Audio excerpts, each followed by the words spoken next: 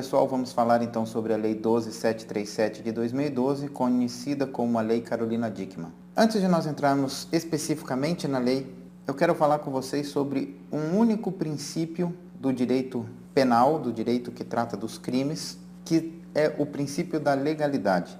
Não vou entrar aqui aprofundadamente no tema e nem vamos ficar discutindo conceitos e princípios jurídicos, mas este é importante para a gente entender o porquê a Lei 12.737 não foi válida no caso da Carolina Dickmann, mas que pode ser aplicada agora no caso do Stênio Garcia. O princípio da legalidade, ele contém dois princípios internamente.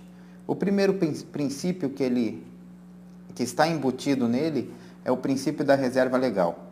Através desse princípio da reserva legal, se entende que um ato ilícito, um ato criminal, só pode ser definido por lei. E esta lei é no seu sentido mais estrito, ou seja, um ato legislativo vai dizer se um determinado ato cometido por uma pessoa é ou não crime. Portanto, pela reserva legal, não pode existir crime ou não podem ser definidos como crimes atos através de medida provisória ou decreto. Tem que ser por um ato do Poder Legislativo.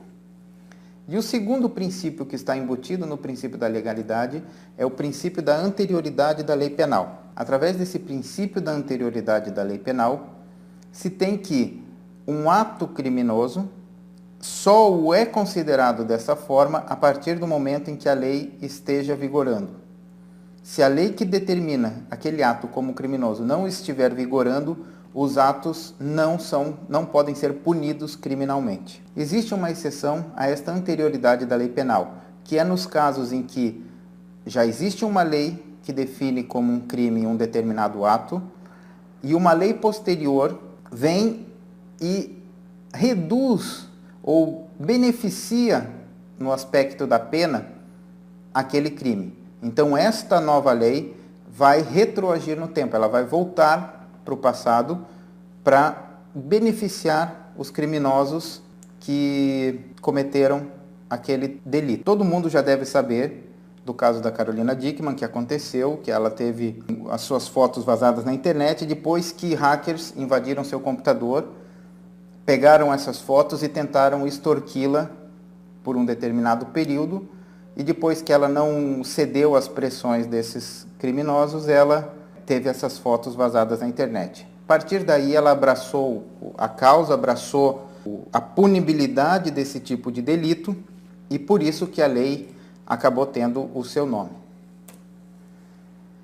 A Lei 12.737 de 2012 já vinha tramitando no Congresso através de um projeto de lei, o projeto 2973 de 2011. A partir do momento que a Carolina Dickmann abraçou a causa, então esse projeto de lei passou por um trâmite super rápido, muito acelerado, e acabou se transformando em lei no ano de 2012, a Lei 12.737. Foi nomeada como Lei Carolina Dickmann justamente por todo o engajamento que a atriz teve nesse processo. Esta lei vem com fins a tipificar os crimes informáticos. Até este caso, da Carolina Dickmann, não havia uma lei específica para os crimes de informática. Todos os crimes que eram realizados desta forma acabavam caindo para outros tipos penais, como furto, extorsão, etc. Esta lei trouxe uma alteração no Código Penal. Houve o acréscimo dos artigos 154A e 154B. Existem ainda outras alterações menores, mas o que nos interessa para o caso são os artigos 154A e 154B. Importante aqui a gente deixar claro que os crimes tipificados por essa lei são os crimes cometidos contra o computador da vítima, contra os dispositivos informáticos da vítima, e não com o computador do meliante. Que são os delitos informáticos? O artigo 154A diz que os delitos informáticos são aqueles provenientes da invasão de um dispositivo informático alheio, conectado ou não à rede de computadores, mediante violação indevida de mecanismo de segurança e com o fim de obter, adulterar ou destruir dados ou informações sem autorização expressa ou tácita do titular do dispositivo, ou ainda instalar vulnerabilidades para obter vantagem ilícita. A pena, neste caso, vai ser de detenção de 3 meses a 1 ano e multa. Vamos destacar alguns pontos importantes aqui desse caput do artigo 154A. Ele prevê que haja uma invasão do dispositivo informático alheio. O segundo ponto importante a se destacar aqui é que tem que haver uma violação indevida de mecanismo de segurança. O que acontece se no computador ou no dispositivo informático não tiver um sistema de segurança? Se não tiver um firewall, se não tiver um antivírus? Se não tiver isso, não se fala em invasão e não se fala em violação indevida que caracterizaria o crime. Então, a partir do momento que um computador não tem nenhum mecanismo de segurança, não está, lógico, alguém acessa as informações dentro dele de forma indevida, pode-se dizer que não está tipificado na lei. Entrei num computador em que não há um dispositivo de segurança, um mecanismo de segurança, não violei nada de segurança, de senha, de firewall, nada, eu não cometi o crime de invasão, não cometi um delito informático previsto nessa lei. Próximo ponto, trata da autorização expressa ou tácita do titular. O que acontece se eu levo o meu computador para uma loja de conserto de computadores? Eu estou dando uma autorização para eles acessarem o meu computador que está com problema?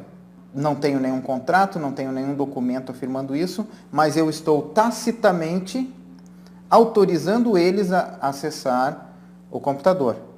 Aqui entra uma série de situações que podem ser debatidas por dias até que se chegue a alguma solução ou algum entendimento não unânime, mas da maioria em relação a esse tipo de autorização expressa ou tácita do titular. Mas é bom a gente ter em mente também esse ponto elencado aqui como importante desse caput. Por fim, neste caput do artigo 154A, nós temos o ato de a pessoa acessar o computador e instalar vulnerabilidades para obter vantagem ilícita. Ou seja, ele instala uma vulnerabilidade, instala um software que vai derrubar ou que vai permitir que ele acesse remotamente o computador e que possibilite esse infrator de obter algum tipo de vantagem ilícita. Por exemplo, no caso da Carolina Dickmann, se essa lei estivesse valendo, poderia ser a extorsão, uma vantagem ilícita que ele estava praticando. No parágrafo 1º, nós temos que nesta mesma pena incorre quem produz, oferece, distribui, vende ou difunde dispositivo ou programa de computador com o intuito de permitir a prática da conduta definida no caput. Ou seja, assim como quem pratica o ato, aquele que auxilia de alguma forma, distribuindo, oferecendo, produzindo, difundindo o dispositivo ou os programas de computador que facilitem, que permitam a prática do crime, também serão punidos com detenção de 3 meses a 1 ano e multa. Parágrafo 2º. Aumenta-se essa pena de 3 meses a 1 ano e multa se dessa invasão resultar um prejuízo econômico para a vítima. Parágrafo 3º do artigo 154A dispõe que se da invasão resultar a obtenção de conteúdo de comunicações eletrônicas privadas, segredos comerciais ou industriais, informações sigilosas assim definidas em lei, ou o controle remoto não autorizado do dispositivo invadido, a pena será de 6 meses a 2 anos e multa se a conduta não constitui crime mais grave. Então, aqui no parágrafo 3º, nós já temos um crime com maior grau de punibilidade. A pena é mais alta do que no caso do caput e parágrafo 1º. Importante destacar que esse parágrafo 3º, ele cuida dos segredos comerciais ou industriais, ou seja, ele também alberga a espionagem empresarial. E ele trata somente da obtenção. Ou seja, se daquela invasão, daquela violação indevida dos sistemas de segurança resultar a obtenção de conteúdo, de comunicações privadas, comunicações eletrônicas, segredos comerciais ou industriais, o crime se torna mais grave. No parágrafo 4º, nós temos a disposição que no parágrafo 3º, aumenta-se a pena ainda de 1 a 2 terços se houver a divulgação, comercialização ou transmissão a terceiro a qualquer título dos dados ou informações obtidos. Então, a partir do momento que eu obtive, eu me enquadro em um determinado crime. E se eu distribuir esse conteúdo obtido, ele já aumenta ainda mais a pena, porque eu já me enquadro numa outra situação, num outro delito dentro do próprio crime. Na continuidade do 154A, que nós não vamos tratar, ele faz um aumento de pena também, se for no caso de presidente da República, Congresso Nacional e assim por diante, administração pública. O artigo 154B, que também foi incluso por essa Lei 12.737 no Código Penal, prevê que nos crimes definidos no artigo 154A, ou seja, nos crimes cibernéticos, somente se procede mediante representação, salvo se o crime é cometido contra a administração pública e demais entidades federativas ali. Veja que a vítima precisa demonstrar a sua vontade em ver os autores punidos. É uma ação pública condicionada à representação. Era isso, pessoal. Espero que tenha conseguido passar um pouquinho da lei. E qualquer dúvida, temos o nosso canal de comunicação, deixe o seu comentário, mande e-mail, interaja com a gente, dá um gostar se você achou esse vídeo interessante, dá um não gostar se você achou que ele não supriu os seus interesses. Se você tiver uma sugestão, alguma sugestão para melhorar os vídeos, por favor, fique à vontade, o nosso canal de comunicação é esse. Nos vemos no próximo vídeo e nos próximos artigos que nós vamos ter no blog e aqui também no YouTube.